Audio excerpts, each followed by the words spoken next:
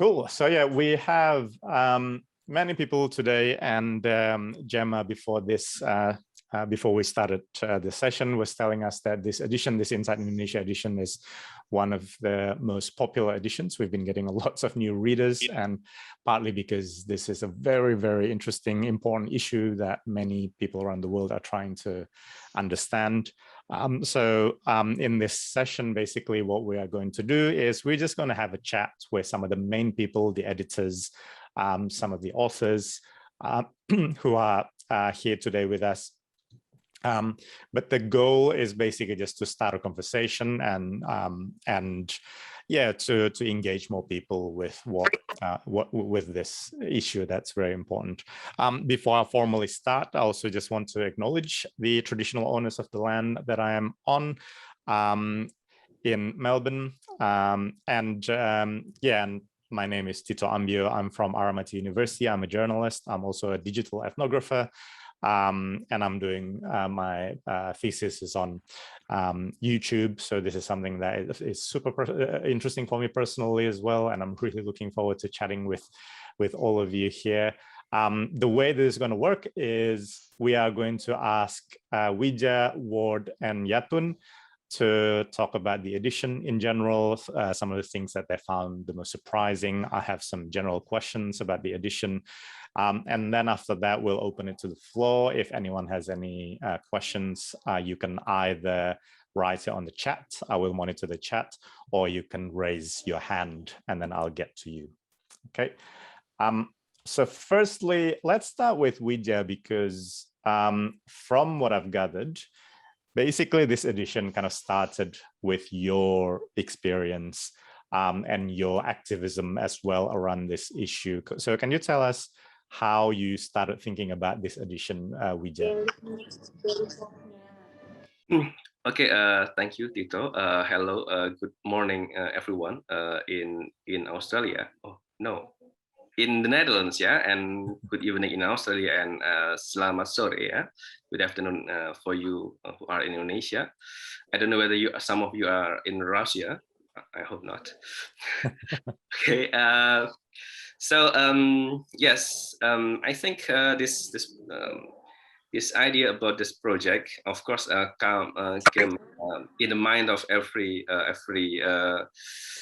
first initiators, yeah, who were me, and also Ward, and also Yatun, and also Ismail Fahmi.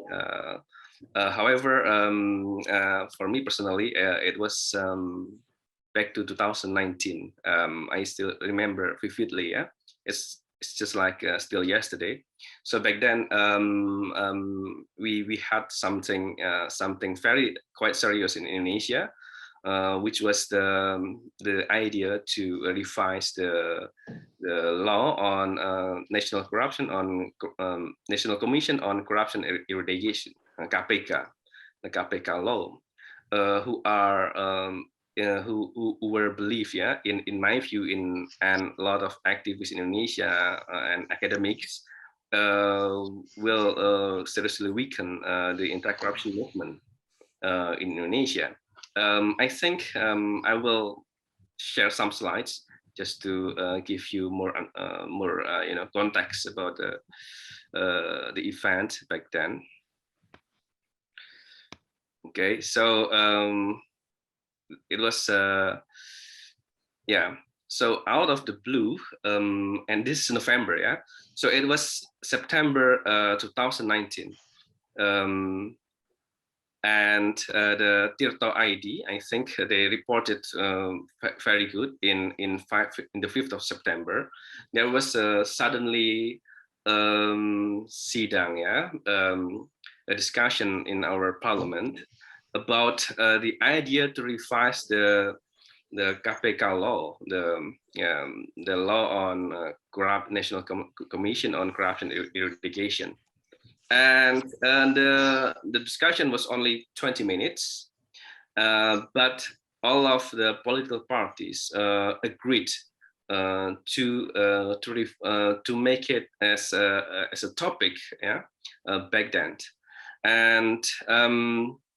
And afterwards, we found a tsunami of tweets. But before we went there, we go there. I would like to emphasize, that there were protests, like petition from academics from Indonesia. It was me there too, and other friends, and we initiated a petition saying that we have to refuse this because it will weaken the anti-corruption movement.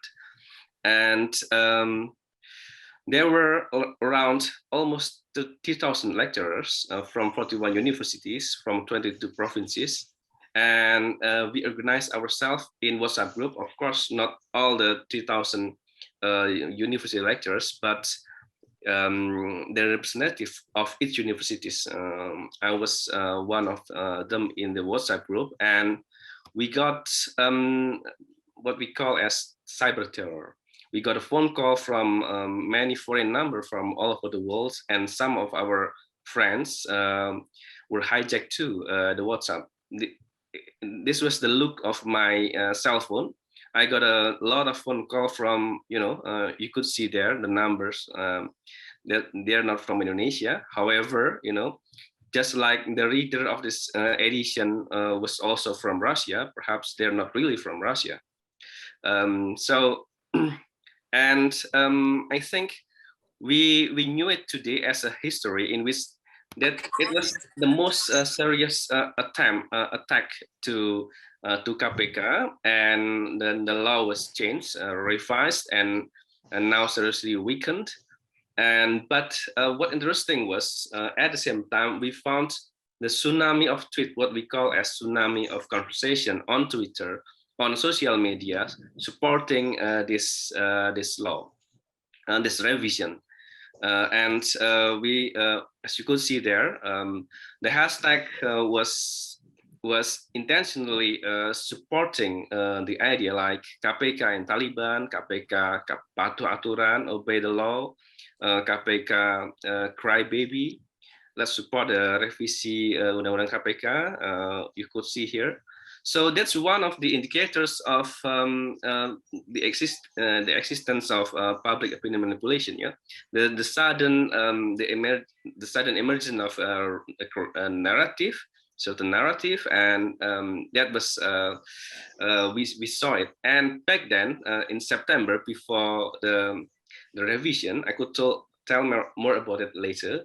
But what I would like to say is that back then, I and Dr. Ismail Fahmi, LP3S, we had a discussion, and Mas Ismail Fahmi, Dr. Ismail Fahmi, one of our researchers, he explained about the Oxford findings, Oxford research, in which Indonesia, as well as in all around the world, there were Cybertrooping operation and public opinion manipulation in 70 countries, and Indonesia was one of them. However, it was in that research, it was explained that only in Indonesia the Cybertrooping was weak and only operated during election.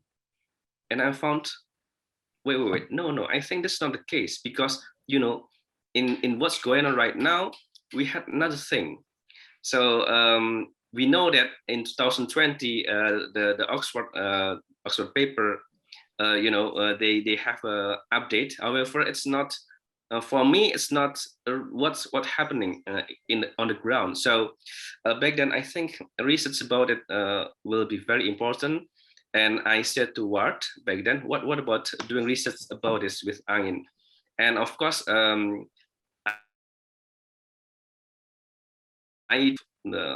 of the first proposals. How do we call it? Because Yatun back then also doing project about this, and Mas Ismail Fahmi, as without any question, was there too. So I think that's easy to make the team, right? At the beginning, it's like naturally made this team, and we work since then. And yeah, I think the Inside Indonesia edition was the result, one of our very early findings, and yeah, I think that would be the story, the beginning of this long collaboration, I think. Only 2 years now.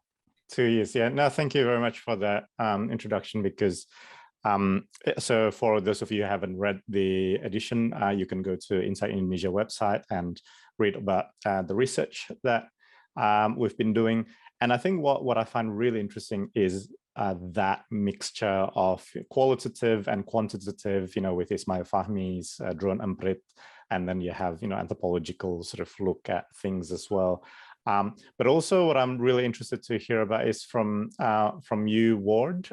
So you've published a book about how democracy is for sale and about clientelism in Indonesia.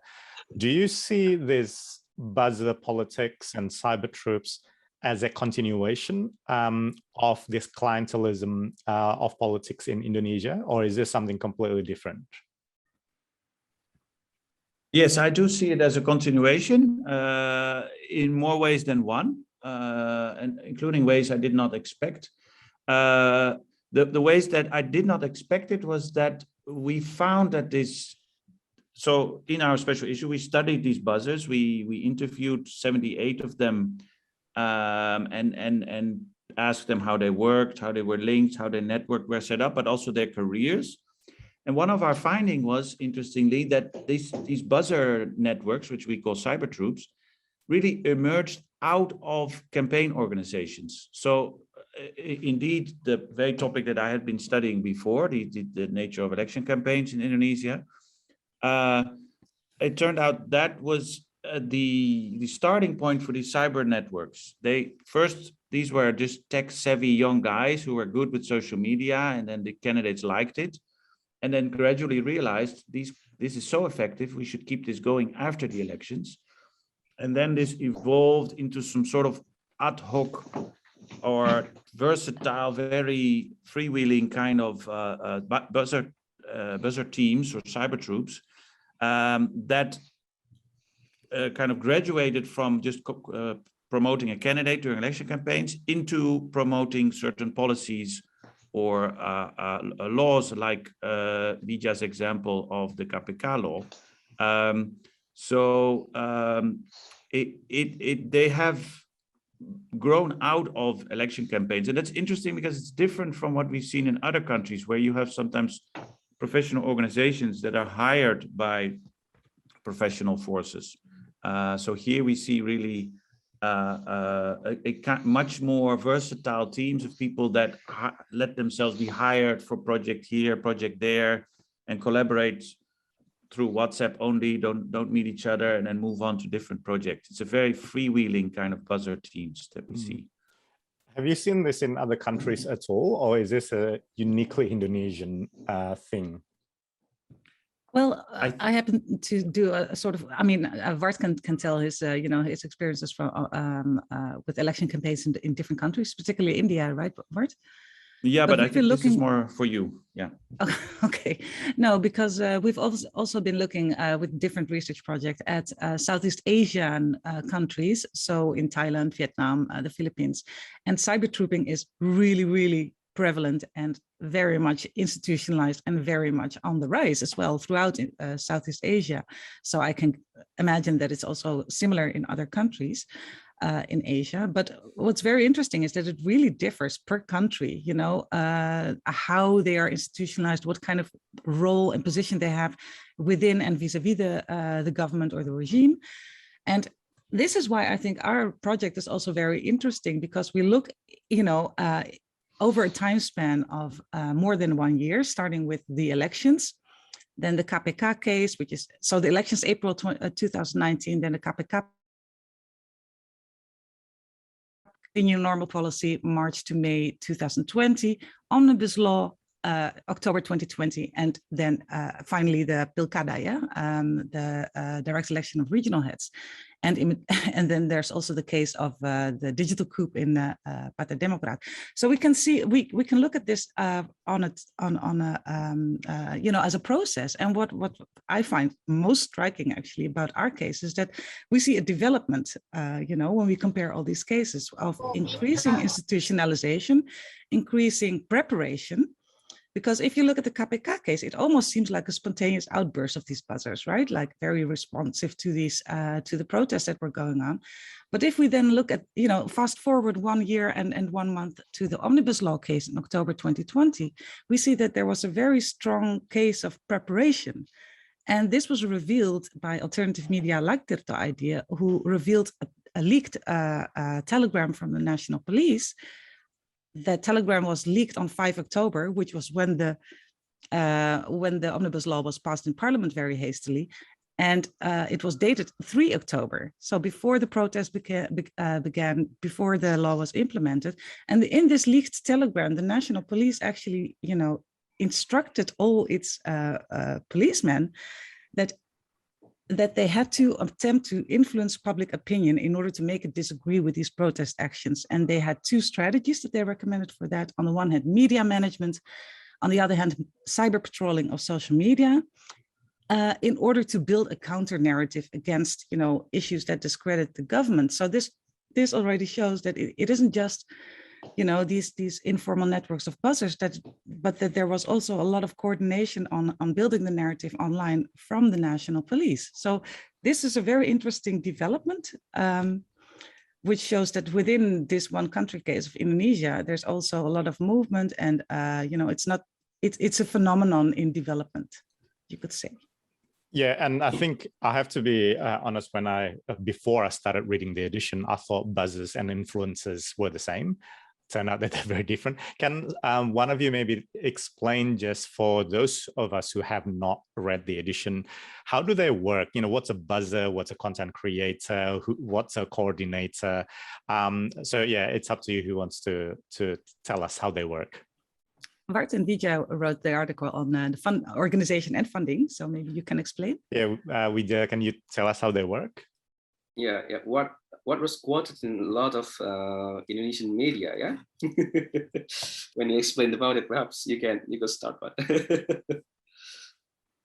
we'll do it together. Yeah. So indeed, when we interviewed all these people posting content online, we quickly realized that there's some sort of division of labor, and that's what we tried to capture with describing different roles within these cyber troops.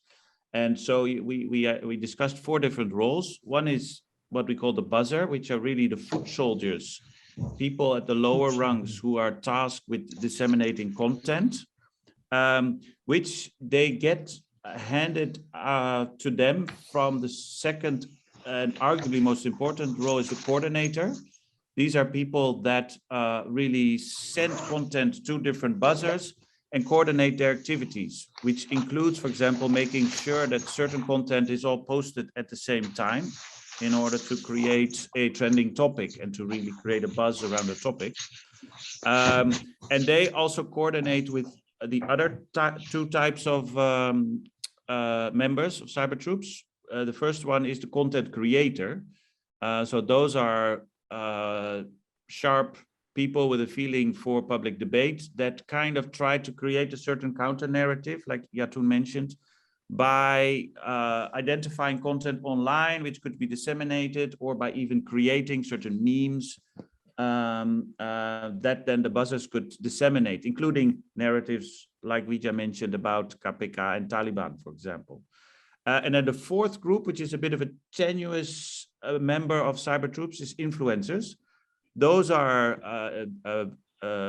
different from the other members in the sense that they are not anonymous. So they are real people, real accounts. The buzzers usually are fake accounts.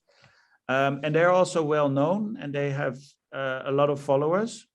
And they would not like themselves to be seen as a member of cyber troops. But what sometimes happens is that they get a certain payment from coordinators in exchange for supporting a certain viewpoint and posting in support of it. This started as supporting a certain candidate during election campaigns, but in our research, we found indications that there are certain influencers who also get payments for supporting certain policies and governmental views, which is the reason why we consider them to be members of cyber troops. So those 4 types of groups: buzzers, influencers, content creators, and coordinators.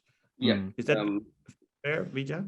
Yeah, okay. Maybe I will at some point. So we distinguish the buzzer and influencer. One of the reason is methodological reason. So it's Tito got the point. It's unlike the journalist use of buzzers. Yeah, in Indonesia, buzzer refers to all of them who are buzzing, sort of basic. Yeah.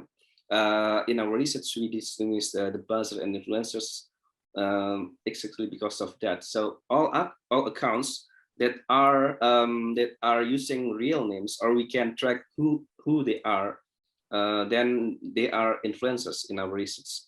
But accounts that use a fake name and we don't know who they are, we cannot track who they are. They use they are buzzers. These two categories are important because then we found that the language they use is also different. Usually the influencer they use more argument and more polite, for instance, while the buzzer, because they are fake accounts, they are more hostile. They could do doxing or trolling as well at the same time. So it's significant, even though of course some influencers, in some cases some influencers also a little bit hostile. Yeah. However, the buzzer are more hostile. But we also in our definition that this is a fluid network. So sometimes maybe the influencers not always necessarily know that they work together with the buzzers for instance, supporting some issues or some political narrative. So that will be why we call it as a fluid network, and why they are actually related each other in those four categories, and that's it. And also maybe to add some points, the payment are also different, of course. Yeah. We found well, the buzzers, they got some rupees for account or for project. The influencers, they don't always got money, so it's like clientelism in work cases, because they then get project or a position like commissioner in some places. Yeah. Some BUMN, yes, state company. So that also the difference of influencers and buzzers. Maybe Yaton would at some points. Well, just that, I mean, these are very clear definitions, and we see that in cyberspace, but it also becomes hazy sometimes because influencers can act like buzzers, and buzzers can become as famous, making name under their fake name and become a sort of influencer while nobody really knows their identity. For instance, Podoradong, I still don't know who that is, but apparently he was jailed. Apparently he was identified because it was so influential in opposing the government. So yeah, it's a very nebulous thing. And one final category, by the way, it's not really a separate category, is the use of bots, which is really common in Indonesia as well. And they have, this is what buzzers do. Not all buzzers, but they're special designated. There's this whole division of labor, as Bart and Vitya also explained. And some buzzers, they operate hundreds of bot accounts as well to bomb a certain message at the same time. Yeah, and then there's also, I forgot what I was going to say. No, I'll leave it to that for now. Yeah. And maybe one point that it's a little bit complicated, but it's worth mentioning is that sometimes the influencers, they also have fake accounts, so they are buzzers too. And the role is in fact in the ground can be overlapping, because a coordinator or he can be at the same time influencers. So he was influencers. I interviewed one people that he is actually influencers, but also he has some fake accounts, so he has some buzzers. And he also content creator, So but in terms of research and method, we distinguish them. So on the visualization, we could see that there are buzzers account, influencers, and behind them is content creators, right? And robots. That's what you see. Thank you very much for that. And also, obviously, a big question here is about funding, is about where they get their money from.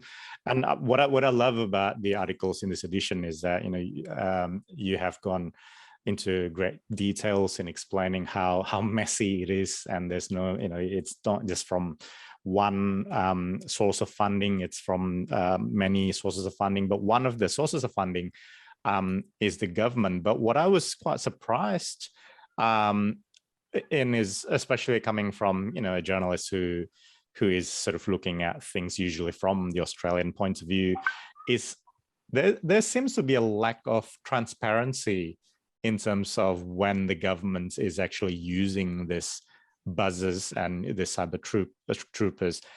Is this a big problem for democracy in Indonesia? Absolutely.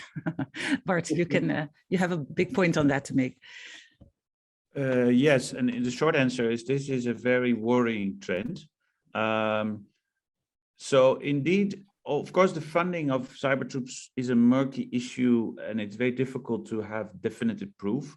But we found, when we interviewed the buzzers and including the coordinators, several of them stated that the money came from circles around, and then they mentioned the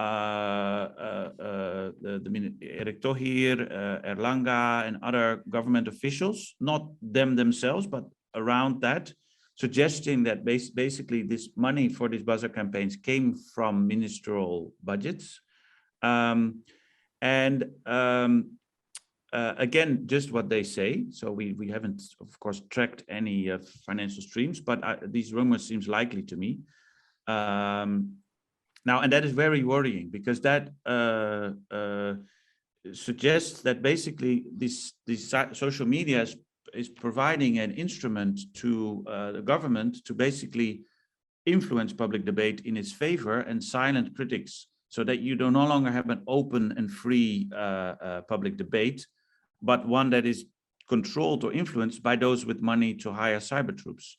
And that already Indonesia's democracy is already skewed towards the interest of economic elites for other reasons, such as high campaign costs. But now with cyber troops, this political inequality even deepens. Basically social media is proving itself to be a tool in the hands of Indonesia's oligarchy to defend its interests and its dominance. And what is needed, I think, is a discussion in public sphere in Indonesia about the ethics of this. Why is Indonesia's government allowed to promote its views in an anonymous way? Now that it advertises things in its name, I think that's perfectly fine, but not use anonymous buzzers and even influencers who are posing as normal citizens when they're actually not. That's a bit of betraying the trust of Indonesian people, I would say. Yeah.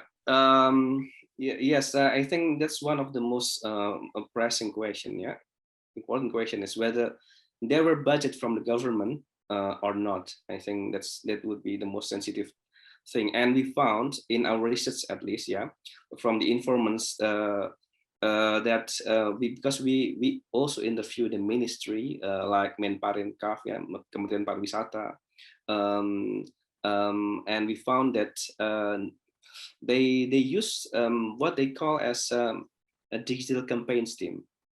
And however, whether or not they realize that the fundings from them is used for hiring cyber troops or not, we don't know. Yeah.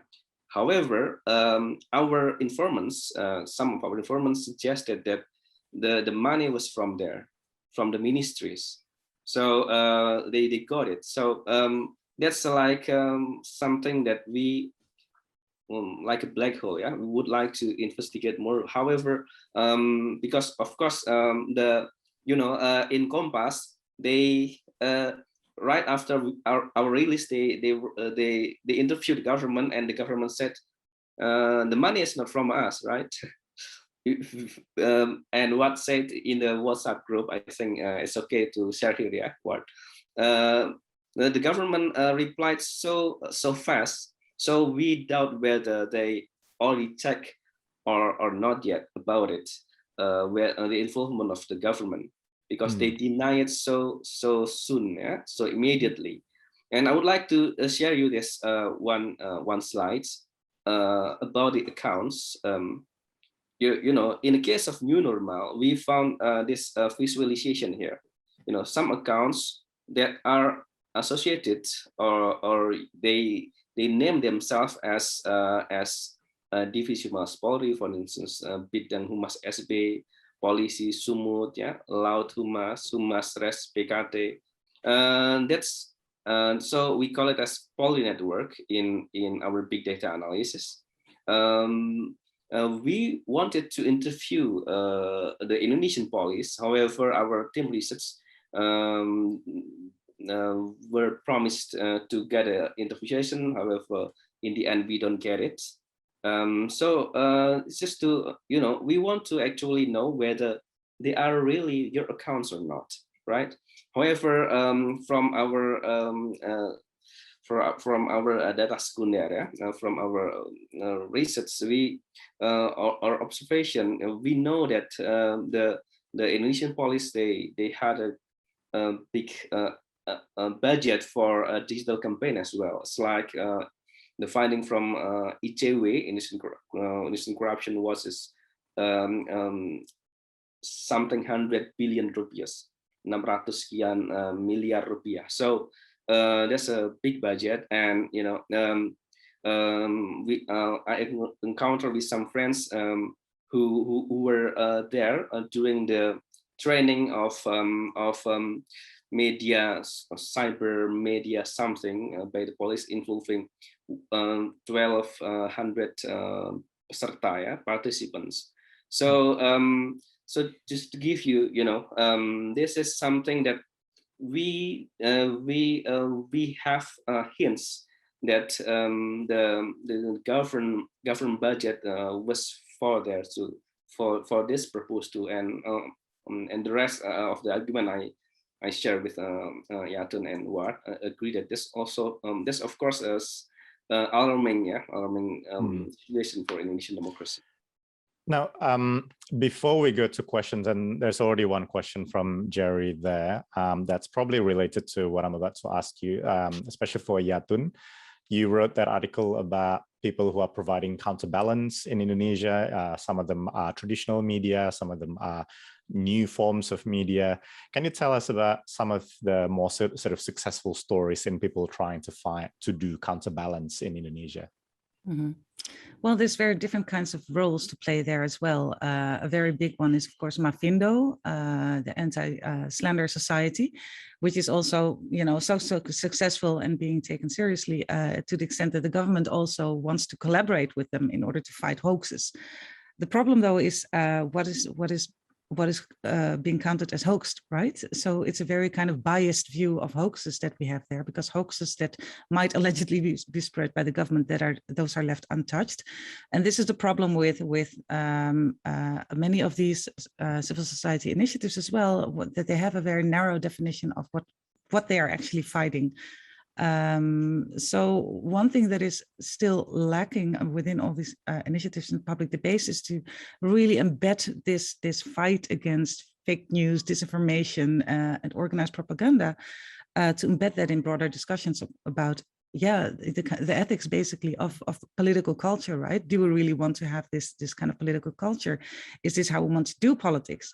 And this is an urgent issue, because what we see now is that, you know, ahead of the elections of 2024, all the candidates are already warming up and already probably preparing their digital media strategy. So I think we need to use this momentum along with civil society organizations of different kinds who are working on this to really make this a big debate ahead of the elections, especially while they are at the moment, all these candidates preparing their strategies already, right? It's and even though it's 3 years off. Yeah, and so let's go to questions. And if you have any questions, you can write the question on the chat channel or raise your hand, and I'll get to you. But yeah, this is a very good question from Jerry there about you know, some of the companies that are definitely making money from all of this are Facebook, Twitter, you know, these companies, Google. Is there is there has there been a similar public call for us to control more of the these companies, and or should we? Is that not going to work in Indonesia? But trying to get them to be more responsible. Mm-hmm. Well, usually Facebook and the other big tech companies, social media platforms, they respond to pressures from governments, right? They usually don't respond, or they don't act on, calls from civil society organizations if they contravene the governments that they have to collaborate with in order to gain access to the public there. So that is the big tension field. I mean, but there are some movements. Social media platforms have pledged to counter disinformation. The COVID, of course, situation has provided a new push for that, because disinformation, the whole infodemic, was so prevalent on all social media platforms. And we see in other Southeast Asian countries, for instance, in Vietnam, that they've started, very much being pushed by international human rights organizations to take down organized cybertroop accounts linked to the government, but we haven't seen that yet in Indonesia. For that, yes, we need to have louder public calls being made. And there's a question there from Gemma, and I think I love how you opened the question, Gemma, that Indonesians are very savvy on social media. And I always think about how Befriendang is now in 2011 and in 2017, I think there was a survey by CNN about what's the most delicious food in the world, and Befriendang won twice. And I think that just shows that, I mean, Befriendang is delicious, but I think it just shows that Indonesians are very good at mobilizing online. But also, are we seeing, so this is for anyone, for Ward or Wijaya, if you have answers on this as well, are we starting to see Indonesians who are a little bit more savvy in dealing with social media, with buzzers? Can they spot the buzzers? And yeah, what's the response from people, from Indonesians? Netizens are really good at that, and they throw back the ball, right? I mean, they actually start buzzing the buzzers in a sense, trolling the buzzers and doxing them as well. But a very interesting group in this regard, and this is not just in Indonesia, but in a lot of Asian countries, is the K-pop fandom factor. In Indonesia, which is a huge country, of course, also it has a lot of a huge demographic of teenagers who are all into K-pop, and they have started to politicize across the world, actually. And in Indonesia, they were a huge factor, as our colleague Ismail Fahmi also shows in his social network analysis, in all these, especially KPK, but especially also the Omnibus Law case, where they provided the masses to win the hashtag war on social media against, government cyber troops, or pro-government cyber troops, I should say. So they're a factor to reckon with. The problem, though, is that K-popers are not an institutionalized political actor, right? So once they're done, they're done. But this force is always there, latent to kind of provide this kind of opposition. But this savviness is very strong, and once they can be channeled into more sustainable channels or real platforms, this might become a force to reckon with, and a good starting point to really create a more balanced cybersphere. What I like about what I like from Yaton is that she's always optimistic, right? Of the power of our citizens. But the fact was that the cyber troops, they won in all of those cases, that we had new normal, KPK law, and also omnibus law, and the local election amid the pandemic.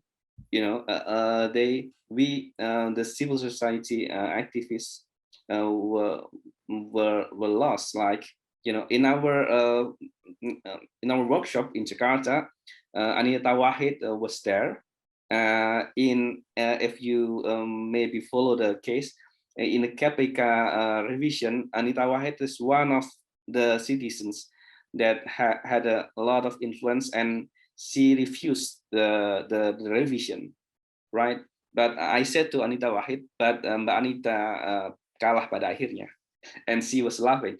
What I want to say is that civil society activists, there were resistance from them, but in the long run, the buzzers, because they are troops, right? So they have endurance. They could they could make a tsunami on Twitter, on social media, for a long period of time. While the civil society, maybe you could tweet and criticize for a day, 1 day or two, but like Omnibus Law, the cyber troops were there creating narrative for the whole year. Months, so yeah, and this is and also the sad thing is maybe Yaron can add later, yeah. Not just the citizen. So in the quiz, one of the methods of the cyber troops work is they had a quiz, for instance, in KPK. If you made a post with the hashtag KPK patuh aturan, then you got 50,000 rupiahs telephone call for 2 people, telephone credit for 2 people, and it worked to make the real citizen to join. And also some journalists, there are 250 news about KPK and Taliban. So the journalists also amplified the agenda of the cyber troops. And what interesting I learned from Anita Wahid was that even people from Istana, the president himself, he believed or he got information that in KPK there was really cyber troops. Oh, sorry, in KPK there was really Taliban or hardliners. So there was an optimistic side, and Yatun was right to point this out. But of course, we have, I think, a lot of homeworks, to make more people, and also the journalists and also the elites, to be more, literally digital literate, about the existence of the cyber troops. And it's actually very interesting what Anita Wahid said in our closing workshop for the project, that she said, well, maybe, who are really the targets? The president himself is also the target of these cyber campaigns and being influenced. So it's not public opinion influencing only, but also elite opinion influencing. That's right. So, and that's why, right. Shocking. Yeah, and before we finish, because we're almost running out of time, we have about 11 minutes left.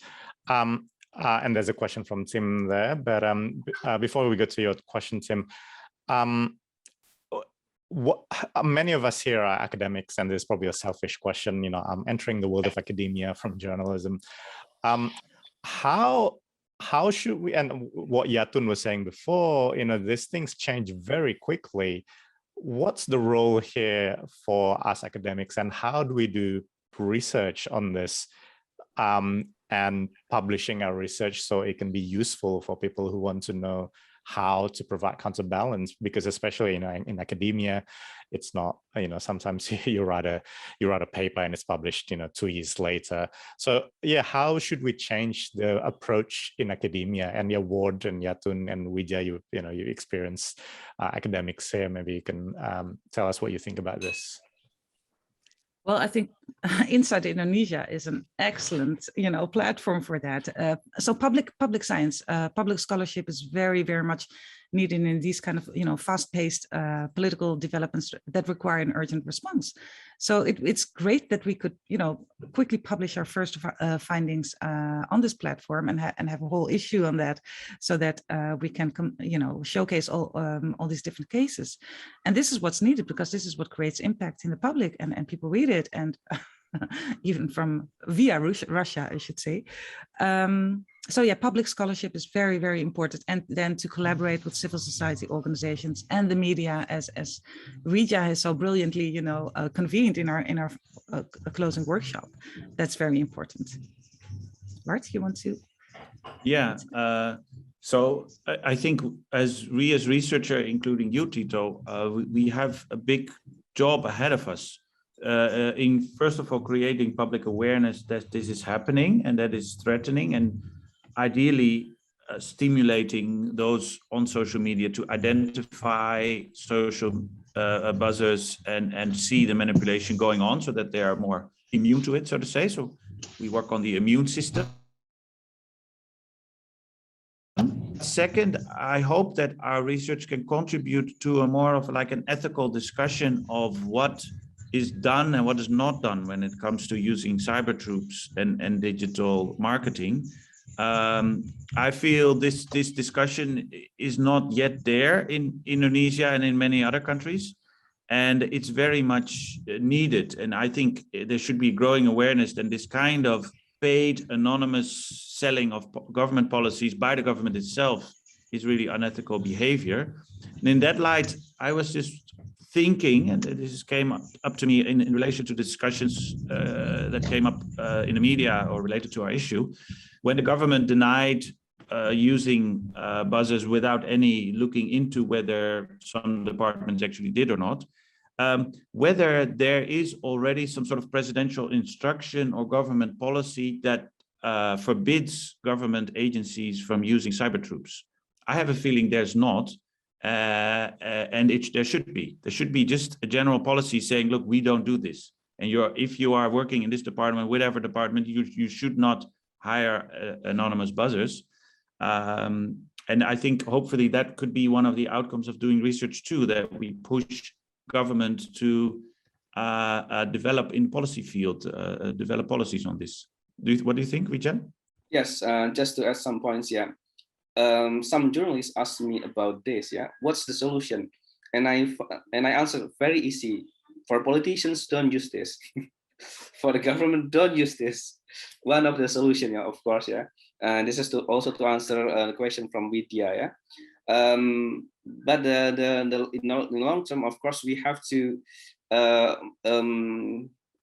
how is it, disseminate, yeah. And thank you for Inside Indonesia for this and for this YouTube channel, yeah.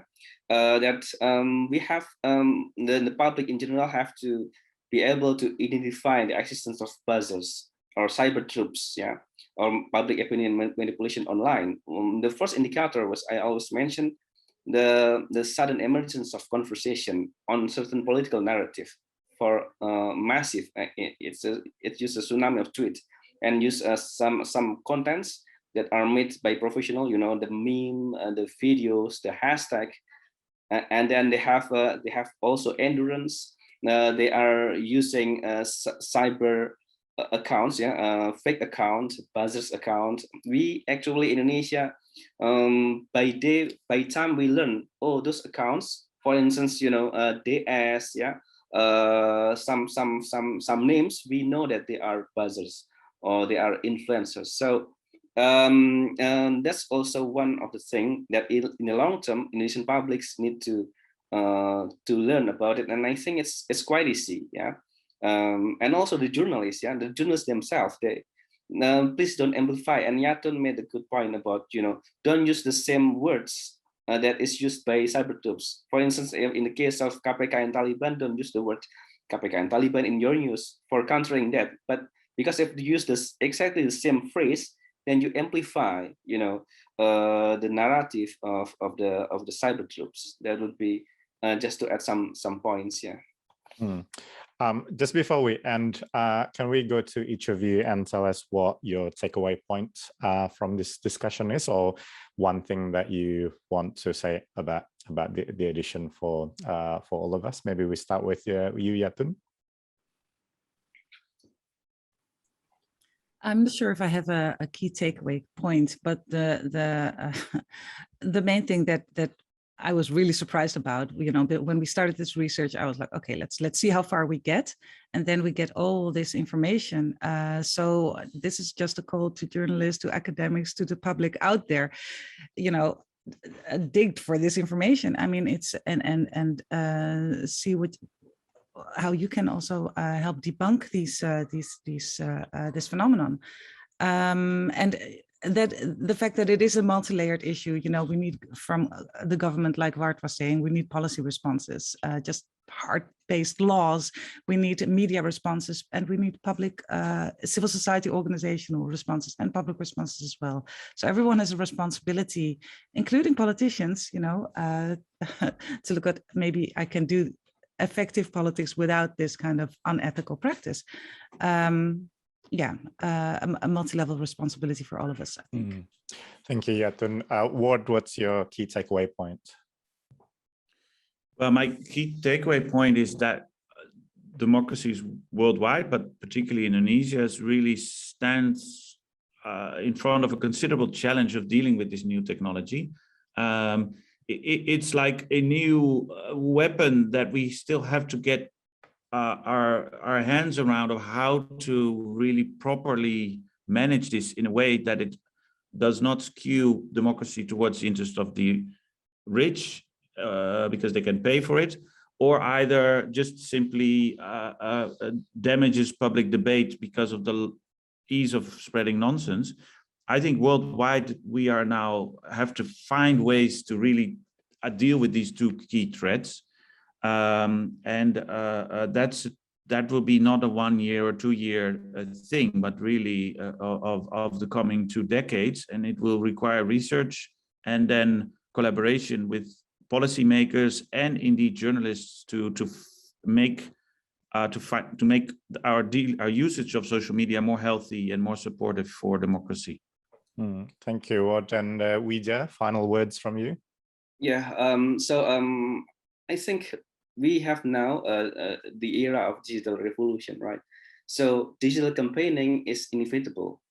However, we can avoid and have to prevent the use of cybertroops who uses the fake news, the hoax, doxing, trolling, and which create chaos instead of supporting our democracy. And my memory comes back to 2013 when Anderson was there in Amsterdam, and I was joining his lecture, and he said something that inspired me. He said that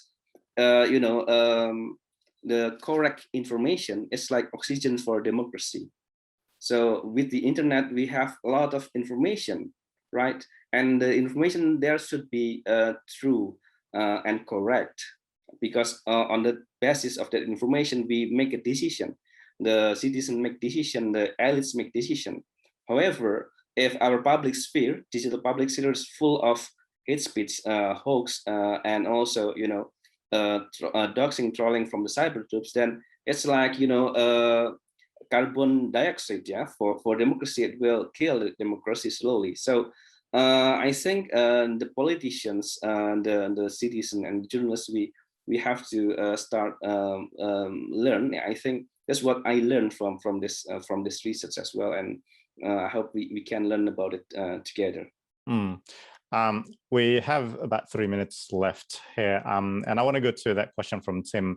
And if you don't mind, Tim, I'm going to sort of change the question a little bit, because there was that story in Australia when a minister, Angus Taylor, accidentally congratulated himself on Facebook. He thought it was on a different account.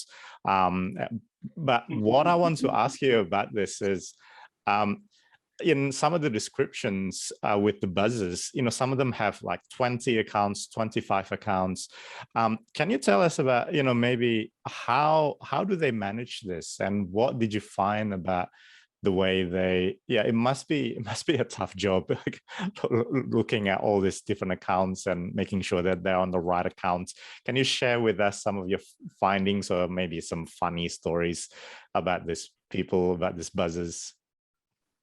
Well, it's really an art, of course. I mean, and this is also what gets them. It's adrenaline, right? It's really kicking to have all these phones and do all these projects at the same time and make money as well.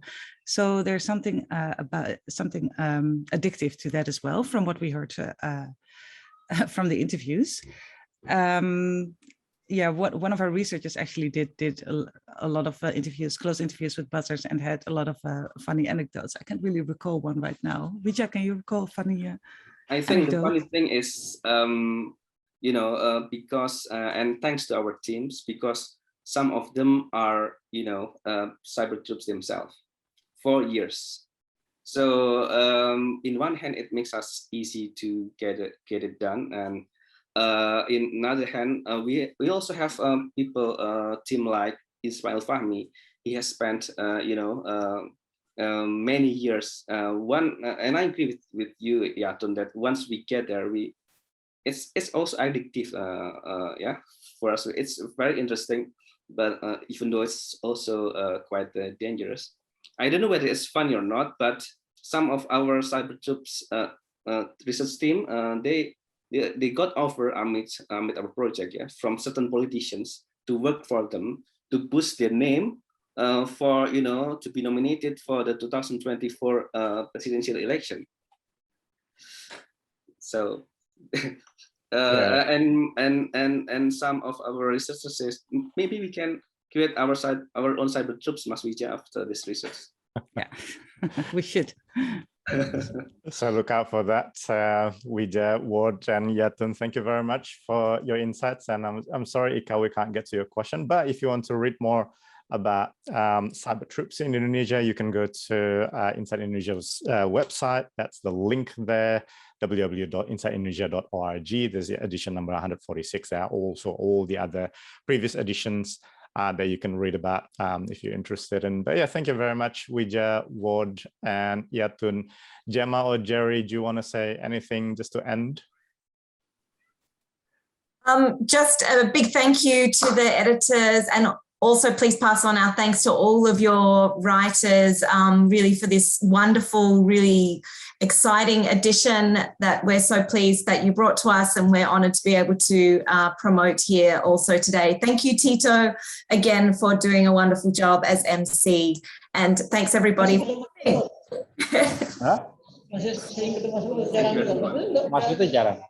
Oh, hold on, sorry. There was someone else. But yeah, thank you very much, Gemma, for that. And yeah, thank you very much, everyone, for joining us. And this will go on YouTube, so you can share the link to YouTube if you know anyone else who wants to understand a little bit about cyber troopers in Indonesia. But for now, I'm Tito Ambio, and on behalf of the Inside Indonesia team, thank you very much for joining us. And yeah, see you at our other launches, hopefully. Bye, everyone. Thank you. Bye. Thank you. Thank you, everyone. Bye. Thanks, everyone.